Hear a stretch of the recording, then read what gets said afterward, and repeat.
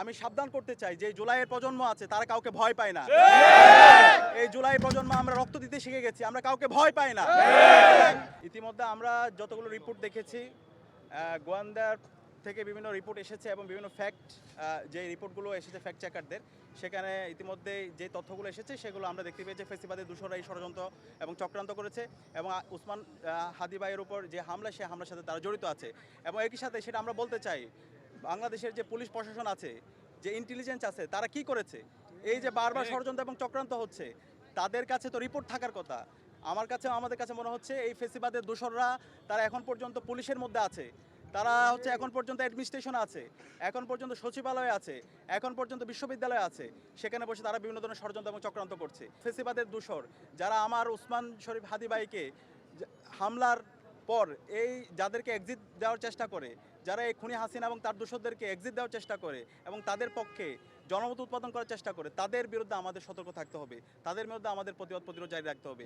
এখনই সময় আমাদের একটি জাতীয় ঐক্যের, এখনই সময় আমাদের যারা কালপ্রিট আছে, যারা সন্ত্রাসী আছে, যারা গণহত্যা এবং শিশু হত্যাকারী আছে, তাদের বিরুদ্ধে আমাদের প্রতিরোধ জারি রাখার। এবং আজকে আমি সাবধান করতে চাই যে জুলাইয়ের প্রজন্ম আছে তারা কাউকে ভয় পায় না।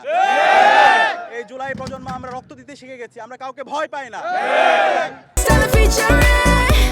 Next level, well done, side by side, free. কেউ আমাদেরকে যদি ভয় দেখাতে চান, কেউ যদি আবার সন্ত্রাস কায়েম করতে চান, কেউ যদি এই ধরনের গুপ্ত হত্যা চালাতে চান, তাহলে বাংলাদেশে আপনাদের ঠিকানা হবে না।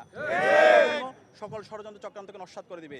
অন্তর্বর্তীকালীন সরকারকে অনুরোধ করব, এখনই সময় সকল অপরাধীদেরকে, সকল গণহত্যা এবং শিশু হত্যাকারীদেরকে দ্রুত অ্যারেস্ট করেন এবং তাদেরকে দৃষ্টান্তমূলক বিচার আওতায় নিয়ে আসেন এবং খুনি হাসিনাকে দ্রুত দেশে নিয়ে এসে তার রায় কার্যকর করেন। তফসিল ঘোষণার পর থেকে এই পতিত ফেসিস্টরা বিভিন্ন ধরনের ষড়যন্ত্র এবং চক্রান্ত করছে, হুমকি দুমকি দিচ্ছে যেন নির্বাচন না হয়। সুতরাং তাদের এই হুমকি দুমকি কোনো কাজ হবে না।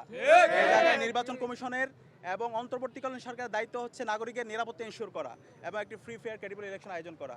এই দায়িত্ব আশা করছি অন্তর্বর্তীকালীন সরকার, আইন শৃঙ্খলা বাহিনী এবং একই সাথে নির্বাচন কমিশন তারা দায়িত্বশীল আচরণ করার মাধ্যমে আমাদের একটি সুস্থ নির্বাচনের জন্য এই জাতিকে তারা সুন্দর একটা পরিবেশ তৈরি করবে।